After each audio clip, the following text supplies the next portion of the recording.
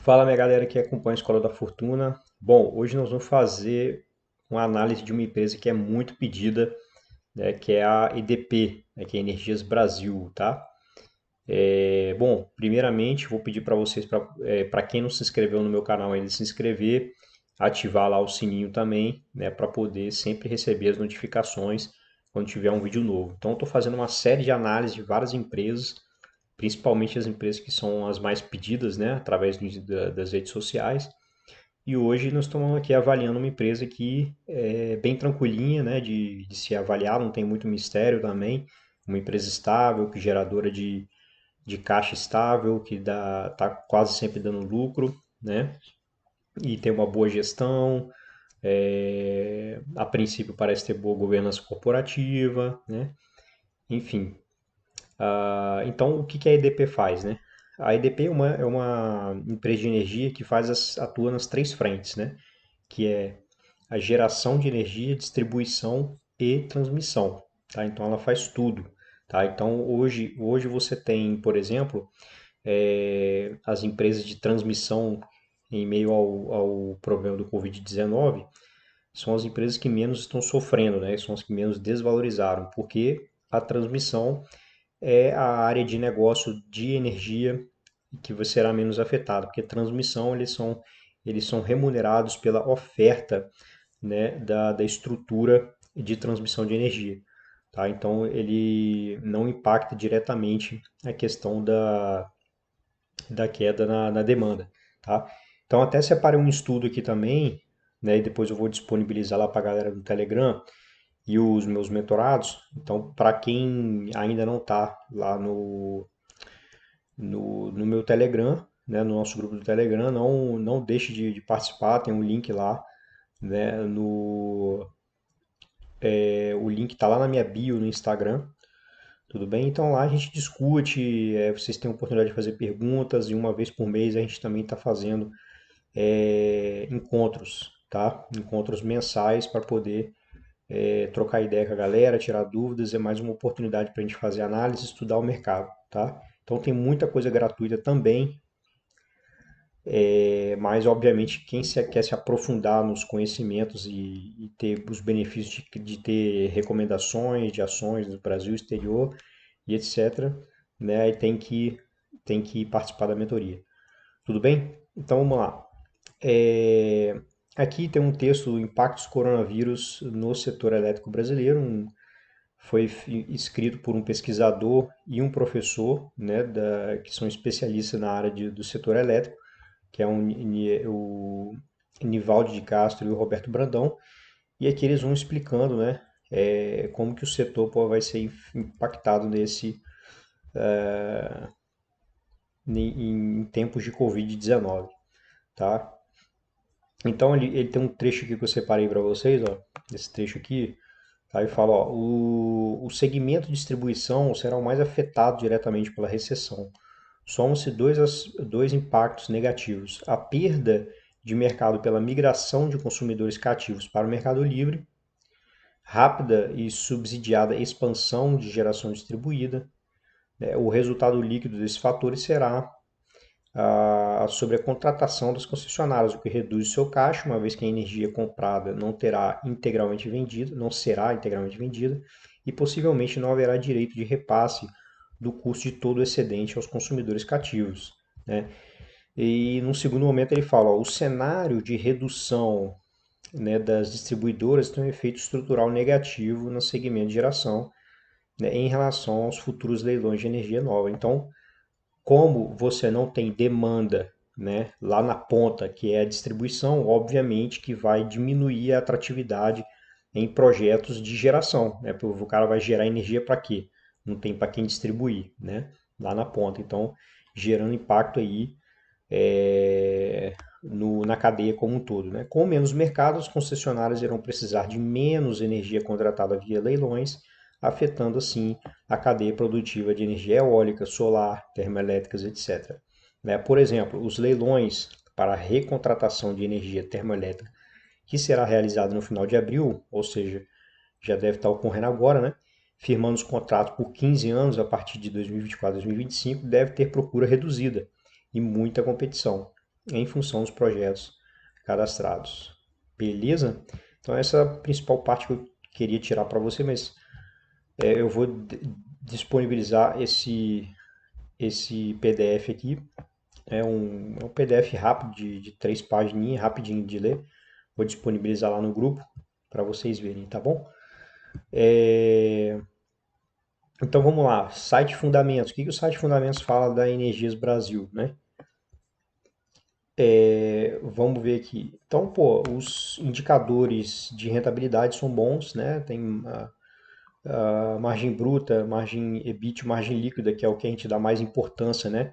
Que é o quanto de lucro que a empresa consegue gerar para cada R$ 1 de receita, né, que ela tem, tá? Então a margem líquida, obviamente, que ela é mais importante do que o EBIT e a margem bruta, mas você não deve deixar de olhar também ambos aqui, né? Porque às vezes uma gordura muito grande que você tem na margem operacional e na margem bruta, né, contribui, né, para que você tenha, digamos, mais resultado, você tendo mais margens quando você passa por períodos de pressão nas margens operacionais, né, você ainda possivelmente ainda conseguiria dar lucro. Quando você já tem margens operacionais, por exemplo, apertadas, né, então isso aí para você ir para prejuízo né, é muito mais fácil, certo? Então, você tem um retorno sobre capital investido de 10%. Não sei se está certa essa informação. Também procurei no relatório lá da EDP, né, e não tinha. A gente depois teria que fazer o cálculo na mão mesmo, né? Para ter certeza que esse aqui é o ROI. Eu não confio em nenhum site para poder pegar essa informação de retorno sobre capital investido, porque tem que fazer uma continha chata, então os sites, a maioria erram nisso aqui. O ROI é muito fácil, que é o lucro líquido sobre patrimônio líquido, né? Como a EDP é uma empresa que tem níveis de lucro mais estáveis, né? Dificilmente o ROI está influenciado, está inflado. Que às vezes você tem aqueles efeitos não recorrentes que inflam demais, né, o lucro, consequentemente você vai ter um ROI muito alto.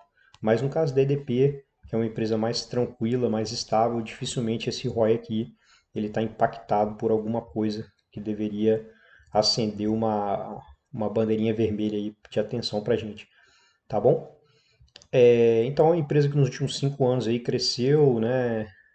Alguma coisa, para vocês entenderem a diferença dessa empresa, né? Energias Brasil, para outras empresas do setor de energia elétrica, é o seguinte: a EDP é uma empresa que tem característica de distribuir um pouco do lucro e reter um pouco. Tanto é que ela não você pode ver que o dividend yield dela é mais baixo do que, por exemplo, Transmissão Paulista, né, que é uma empresa que faz muito pouco investimento, tem feito muito pouco investimento nos últimos anos.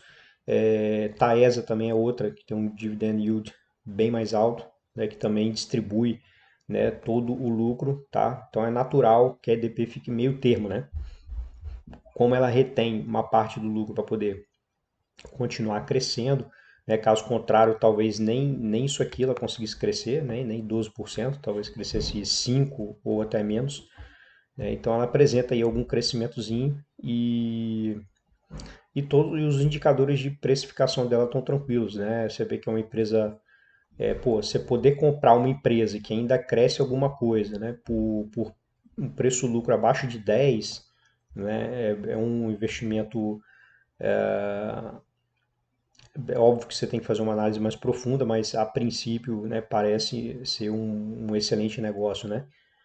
Preço-lucro operacional 4 também, né? Outro indicador baixo, PVP também não é alto, né? Preço-valor patrimonial também bem tranquilo. Se ela cair mais um pouquinho, ela vai ser negociada abaixo do valor patrimonial, né?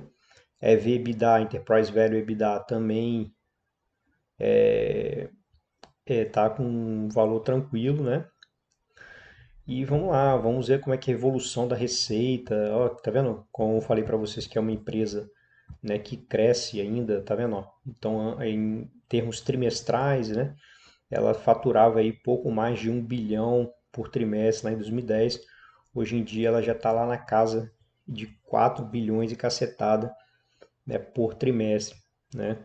Ou seja, a empresa ela está muito maior ela está aí pelo menos 4 vezes maior, né, do que era há 10 anos atrás, né? Então isso aí, com a evolução do lucro, tá? Isso, obviamente que isso não quer dizer que houve evolução no lucro na mesma proporção, é isso que você tem que ver também, né? Às vezes uma empresa cresce muita receita, mas o lucro não acompanha. Então, em termos anualizados aqui, por exemplo, o lucro líquido, né, que lá em 2010 era na faixa de 600, né, hoje já está na faixa de 1 bi 300, ou seja, tá vendo? A receita cresceu 4 vezes, né, mas o lucro ele só dobrou, tá? Para vocês verem que o lucro ele não acompanhou na mesma proporção, né? Então, apesar dela ter aumentado muito de tamanho, né? E com certeza ela já foi uma empresa mais lucrativa antigamente, né? Vamos ver se a gente consegue observar isso aqui, ó. A gente consegue observar nitidamente, ó, nas margens aqui, como de 2010 para cá tem uma tendência de aqui essa queda brusca aqui foi na época da crise, né? E aí depois ela retomou aqui, mas ainda segue uma tendência de, você pode ver que ela segue a tendência de baixa, né, nas margens, né? Mas mesmo assim ainda mesmo essas margens menores, ela ainda é uma empresa bastante interessante em termos de rentabilidade, né? E aí vamos ver o lucro, por exemplo, né? Quanto que foi a evolução dela desde 2015, tá vendo? Não é uma empresa que você vai, ou seja, se eu estou pegando desde 2005, nós estamos falando aí de 15 anos, né? 15 anos, em 15 anos você teve uma valorização de 237%, né? Obviamente que teve os dividendos no meio do caminho, né? Então você pode aí depois fazer um cálculo anualizado de mais os dividendos, né? De quanto a EDP, né, retornou para o acionista aí nos últimos 15 anos, tá? Últimos 10, 15, 20 anos, enfim, que dependendo do tanto de dado que você achar aí, tá bom? Mas é uma empresa que certamente, se eu for comparar, sei lá, vamos comparar com o Ibov, por exemplo, certamente, né, o resultado, né, foi melhor do que o Ibov, né? Se eu pegar aqui, ele não está mostrando, deixa eu pegar o Google que é melhor. Google Ibov.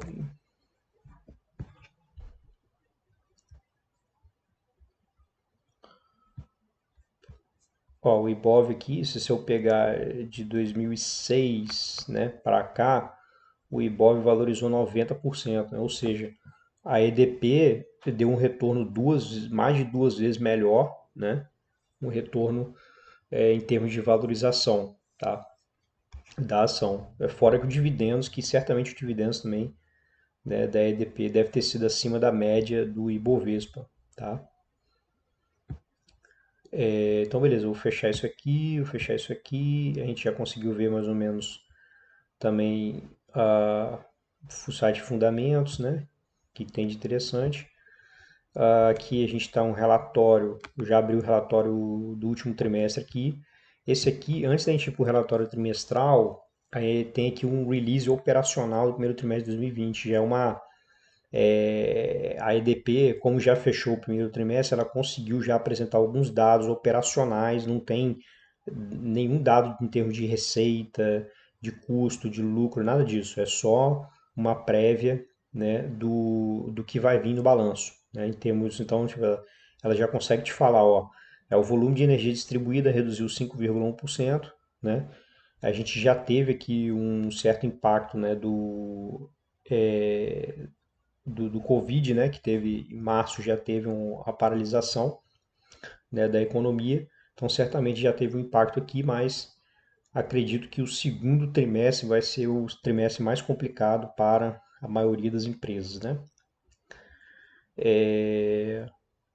E aí ele vem falando aqui quanto que foi, né, de EDP distribuição, né, o volume de energia que foi distribuído, né, o industrial, que é o principal mercado deles, né, o comercial, o rural, EDP São Paulo, EDP Espírito Santo. Aqui a gente consegue ver a EDP consolidada, tá vendo? A energia para o ramo industrial é o maior, né? 42% da fatia total.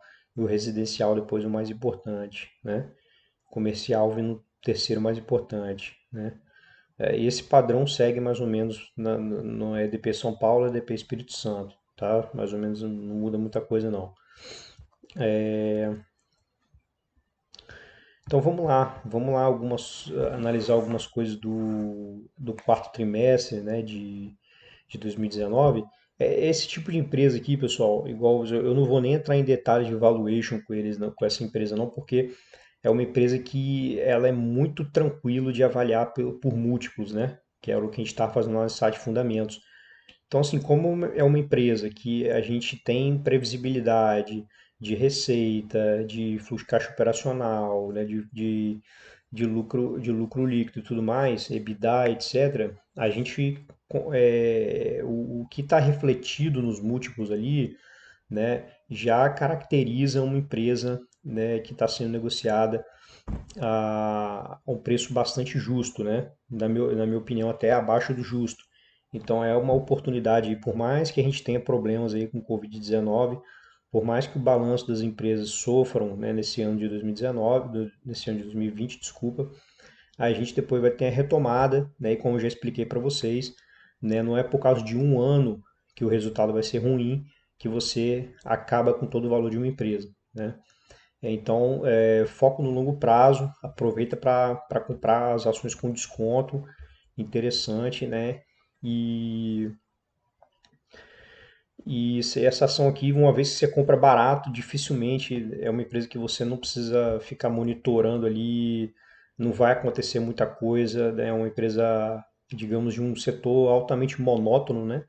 Não vai acontecer, provavelmente não vai acontecer nada, nenhuma catástrofe que você possa ter que rever tudo e tal. Você tem que ficar de olho só na questão da gestão, da governança corporativa, né, e tudo mais. Mas dificilmente você vai ter problema com uma empresa desse tipo aqui, né? Então você pode ver no critério Warren Buffett, né? Por exemplo, o Warren Buffett ele não gosta de investir em nenhuma empresa que tenha uma dívida líquida no qual que você não consiga se pagar essa dívida líquida através do lucro líquido por 5 anos, né? Ou seja, se eu multiplico o lucro líquido por 5, ele vai dar maior do que a dívida líquida, né? Ou seja, no critério do Warren Buffett, essa empresa passaria, né, em termos de endividamento. É claro que você tem que olhar outros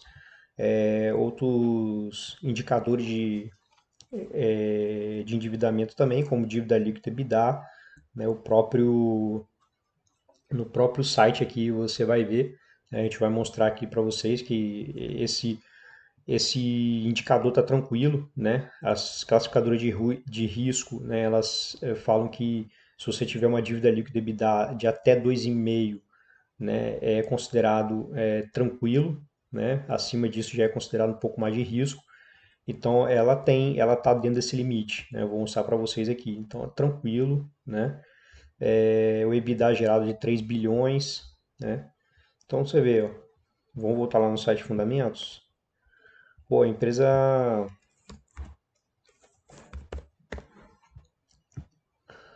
Então, pô, né, você consegue ir comprar uma empresa que em 4 anos, né? O que significa esse preço EBITDA, esse preço EBIT, né? De 4 significa que em 4 anos você paga o seu investimento através do lucro operacional, né? Ou através do lucro líquido você paga esse investimento em 7 anos, tá? Digamos que é o famoso payback, né? Isso eu estou considerando em termos de lucro atual, sem considerar que você tem um crescimento no tempo, né? Então, se você colocar aí que a EDP consegue crescer o lucro em torno de 10% ao ano, né? O payback vai ser menor, né, do que 7. Certamente vai ser menor do que 7. Tá bom? Então vou voltar lá. Então, ó, a empresa tem ações de tesouraria, isso aqui é um redutor de patrimônio líquido, então isso aqui é 2 milhões de unidades, tá, pessoal? Isso aqui não é reais, porque se fosse reais estaria o RS aqui na frente. Você tem 2 milhões de unidades de ações da EDP em tesouraria, o que é bastante, né? E para você saber o valor disso, você teria que multiplicar pelo valor da ação, né, que hoje é 16, né? Então aí você tem 16 vezes 2, 32 milhões, né? Seria 32 milhões de valor, é uma coisa quase que insignificante, né? Sendo que o valor de mercado da empresa é 9 bilhões e 700 milhões. Então, o que eles têm de ações de tesouraria não faz nem cócegas, né? É muito pouquinho, né? Então, ele afeta pouco nessa análise de redução do patrimônio líquido e tudo mais, afetaria muito pouco, tá? É, então, você pode ver aqui, ó, o total de ações em circulação é 606 milhões, né? Você vai ver que é insignificante. O que é 2 bilhões, né? Sendo que você tem um total de ações de 606, é muito pouco, né? Então, quase não tem ações de tesouraria. O valor de mercado de 3,4 bi, esse valor já mudou, já caiu, né? Mais de 30% aí. Free float, né? Que é para você participar, por exemplo, da categoria novo mercado, né, da B3, você tem que ter pelo menos 25% de free float. Que significa o free float? É o percentual, né, da a quantidade de ações, né, que a empresa tem que estar em circulação à disposição do mercado ali, né, para negociação na bolsa de valores, né? Então, 51% está com o controlador e os outros 48% está circulando no mercado aí no dia a dia, nas compras e vendas, né, dos investidores institucionais, investidores pessoa física, né? Então o free float é muito grande, muito alto e atende ao critério, né, do novo mercado, que está inclusive escrito aqui, o NBR3 novo mercado, é o nível de governança de mais alto nível da bolsa, né? Lembrando que eu já expliquei para vocês que governança corporativa a gente não pode é, pegar esse termo, né, esse conceito de governança corporativa só atrelado à questão do nível de governança da bolsa, tá? Então existe até um site que eu já passei para vocês que é o Instituto Brasileiro de Governança Corporativa, que lá você consegue estudar aí a fundo o que é uma boa governança na prática, né? Então nem sempre porque a empresa participa do novo mercado quer dizer que a empresa ela necessariamente tem uma governança corporativa de excelência, tá bom? Tem que tomar cuidado com isso. Aí que tem mensagem da administração, né? Não vou ler para vocês isso aqui, depois vocês podem ler, mas eu gosto sempre de ler isso aqui, porque é o que qual a expectativa, né, que a empresa tem em relação à companhia para os próximos anos. Óbvio que isso aqui, quando foi escrito isso, ainda não tinha a questão do Covid, né, do Covid-19, mas por ser uma empresa bastante estável, né, eu acho que na perspectiva de longo prazo não mudou muita coisa, tá? Aí ele fala ele fala do capex aqui, ó, já é uma informação que você pode pegar, né, para poder depois calcular a questão do fluxo de caixa livre, né? O capex fala que foi 1,9 bilhão em 2019, representando mais de 50% da implementação dos 6 projetos em curso. Então a empresa está investindo pesado aí, né? Então o capex, tem ideia, foi aí quase. Você vê o nível de EBITDA aqui, por exemplo, foi 3 bilhões de EBITDA, é quase um EBITDA aí inteiro, né?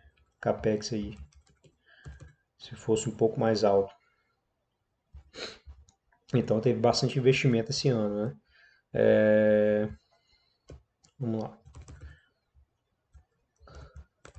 Acabou aqui a parte, então aqui já tem algumas informações aqui, ó, quanto que foi a margem bruta, né? Quanto que foi o EBITDA teve crescimento de 3%, 5%, não foi um crescimento pouco expressivo e abaixo, né, do crescimento que vem sendo dado pela empresa aí nos últimos tempos, né? Aí o Capex aqui, é engraçado aqui o Capex está mostrando 2, lá estava 1,8, 1,9, né? Aqui já está falando 2,8, mas tem algumas coisas contábeis aqui embaixo, algumas coisas contábeis considerando aqui, talvez seja isso, tá? Então talvez nesse CAPEX tenha algumas coisas não recorrentes, digamos assim, que fez com que ele fosse para 2,8. Mas você vê que foi 1,132 em 2018, né?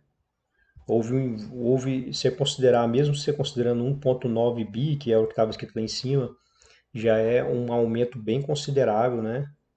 Bem considerável em relação a 2018. Foi um ano de bastante investimento para a EDP, né?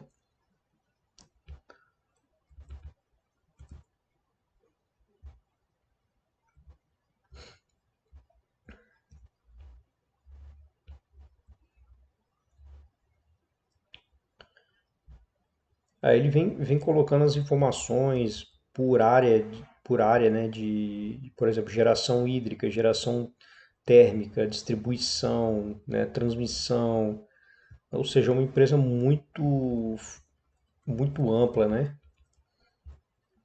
Aí ele explica os efeitos não recorrentes que teve, né?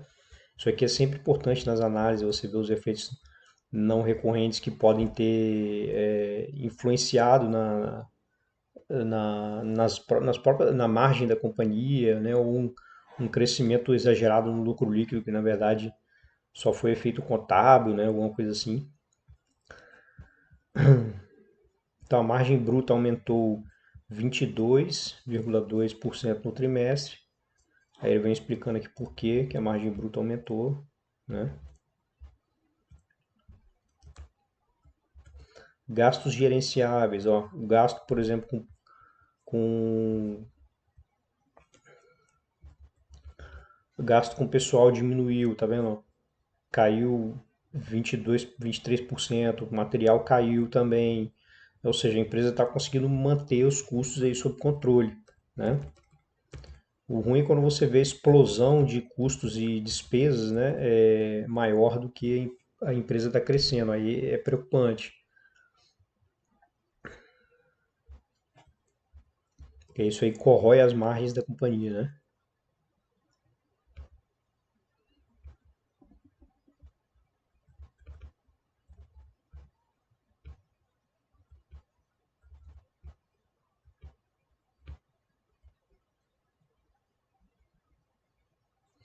Aqui vem explicando as dívidas, né?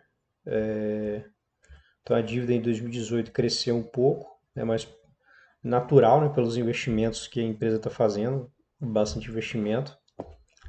Aí você vê que a maior parte da dívida está ligada à questão da área de transmissão, tá aqui, ó, o total de 2,6 bi.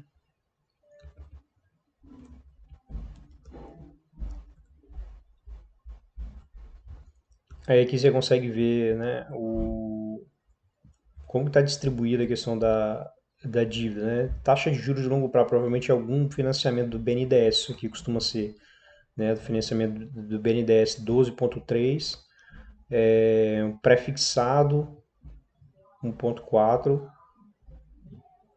IPCA. Esse pré-fixado aqui, eu não sei porque que a taxa de juros é tão baixa, não teria que ver melhor aqui, mas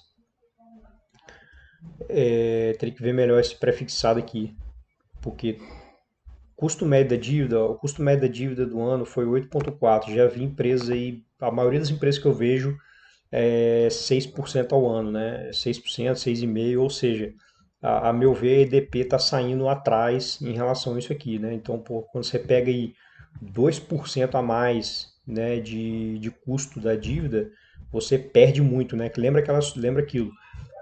Você tem a diferença entre o retorno do capital investido menos o custo de capital é o que te gera o Economic Value Added, né, que eles falam, que é o valor econômico adicionado.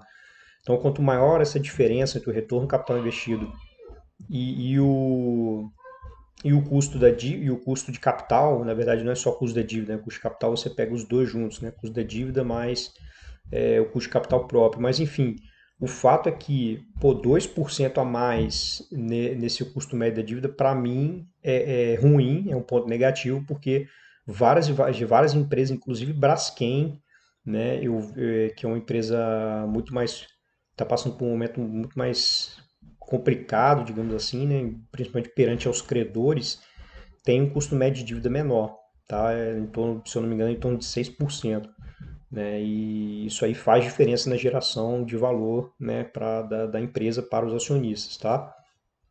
Mas teve uma queda em relação a 2018. 2018 era 8,6, né? Então, à medida que a taxa de juros do Brasil vai caindo, né, as empresas conseguem trocar dívida, né? Trocar uma dívida mais cara por uma dívida mais barata, né? Se financiar, ela pega um outro financiamento mais vantajoso, paga aquele financiamento menos vantajoso, né? E faz a troca da dívida, né? Vamos ver se ele explica que a variação do custo médio é refletido da redução do CDI e da taxa de juros de longo prazo, minimizado pelo aumento do IPCA. O prazo médio da dívida atingiu 4,1 anos, né? Ou seja, não é um perfil de dívida tão longo assim, né? 4 anos não é um perfil de dívida muito longo. Considerando as dívidas da empresa que a companhia detém participação, o prazo médio de 4,6 anos e o custo médio de 8,4.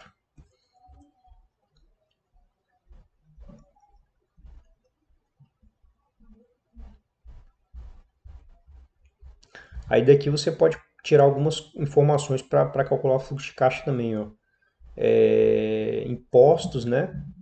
Não, mas aqui tá imposto junto com outra coisa, não é melhor pegar daqui não, mas working capital, por exemplo, é a variação da necessidade de capital de giro, né, de um ano para o outro, né, que impactou, que é 163. O capex, né, que foi 2,8. Aí tem aquela controvérsia, né, que ele usa 2,8 e lá em cima ele fala que foi 1,9, né? Enfim, ó, a dívida líquida EBITDA foi de 1,9, né, vezes, ou seja, um patamar bem tranquilo, né?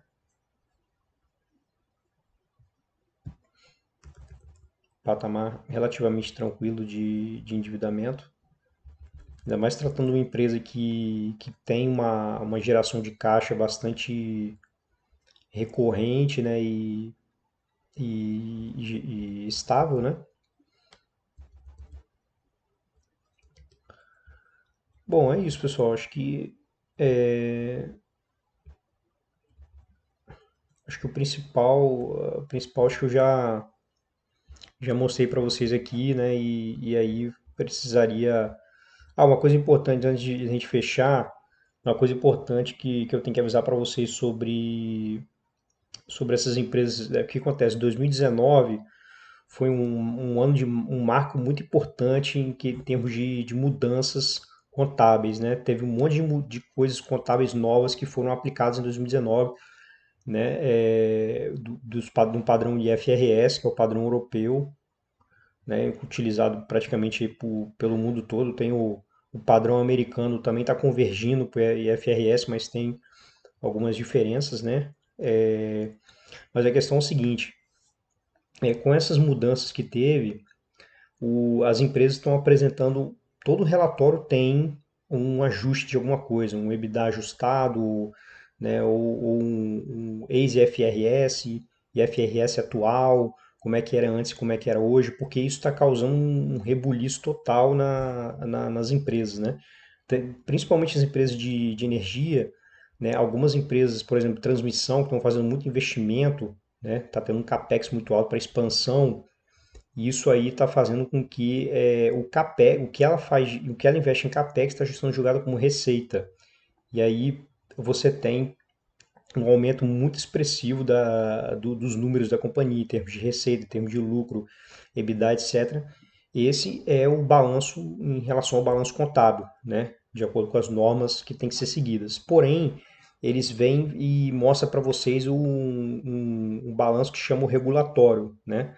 Que ele é como se desconsiderasse essas variações que tiveram em termos de contabilidade, né? Então aqui você pode ver o EBITDA provavelmente esse EBITDA societário é o EBITDA, né, que pelas normas, né, que é 611, e o EBITDA regulatório é 436, né?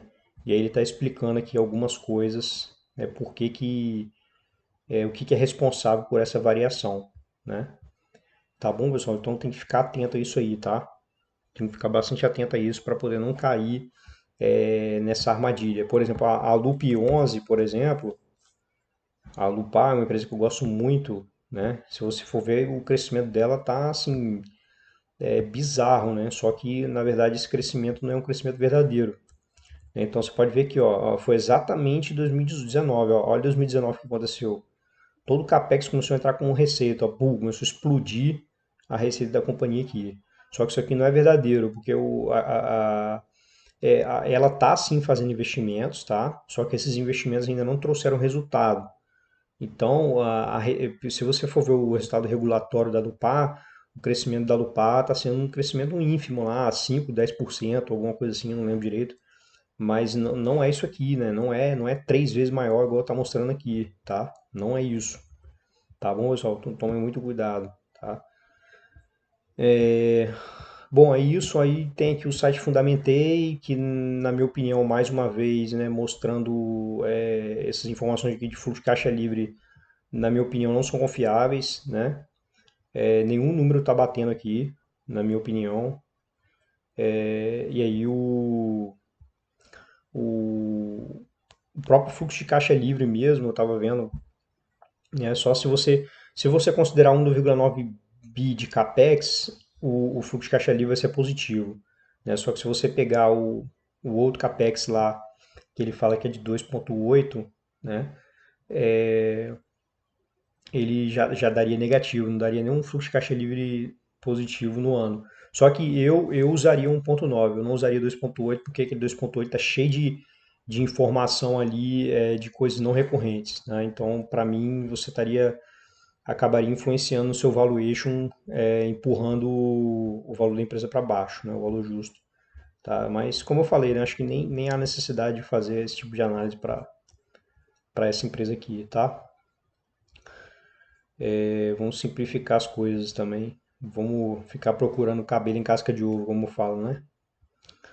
E que aqui são os números reduzidos aí. Quem quiser ver a evolução como foi a evolução do lucro líquido, né? Que eu já falei para vocês que a evolução do lucro líquido não foi tão alta, né? Quanto a receita. Olha como é que a receita expandiu pra caramba, né? Saiu da casa de 10 bi, foi lá para quase 16 bi, né? Coisa que com o lucro líquido não foi tão assim, né? E aí aqui o site dá uma nota boa, né, para a empresa, 4,4 de 5. Mas esse site aqui, ele dá a nota com base em outros critérios, né, que na minha opinião não são somente os critérios que eu levaria em consideração, né? Beleza? É isso aí, pessoal. Obrigado aí pela atenção. Espero que tenham gostado do vídeo. Até a próxima.